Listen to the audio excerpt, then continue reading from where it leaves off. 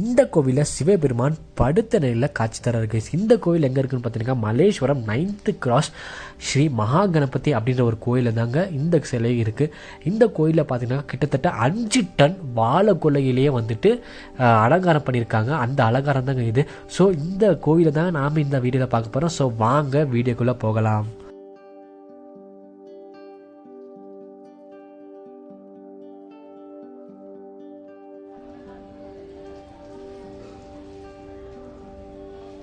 கணேசமூர்த்தி அங்கே இருக்காரு. இங்கே தான் வந்து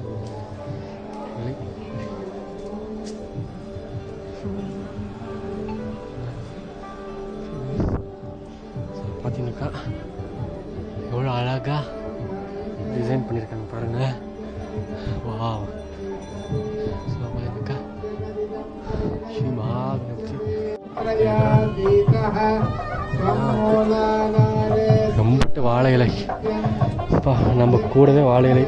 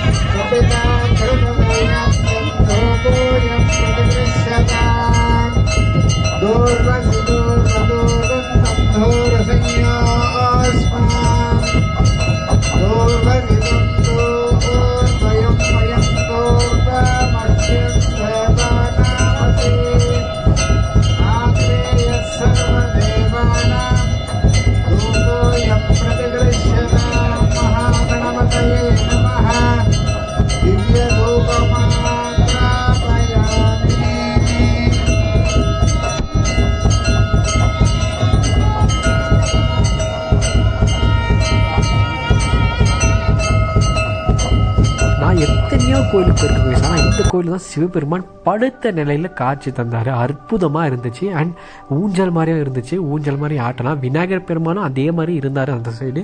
அதையும் போய் பார்க்கலாம். எவ்வளோ கூட்டம் பாருங்களேன். கூட்டம் எல்லாம் மோதிச்சு கைஸ். அவ்வளோ பேர் வந்திருந்தாங்க. அதான் வீடியோனால சரியாக ஸ்ட்ரைட்டாக நிற்க வச்சு எடுக்க முடியல. ஃபோனில் தான் எடுத்தேன். அண்ட் இங்கே பாருங்கள் எவ்வளோ அழகாக விநாயகர் ஊஞ்சலாக ஆடிட்டு இருக்காரு.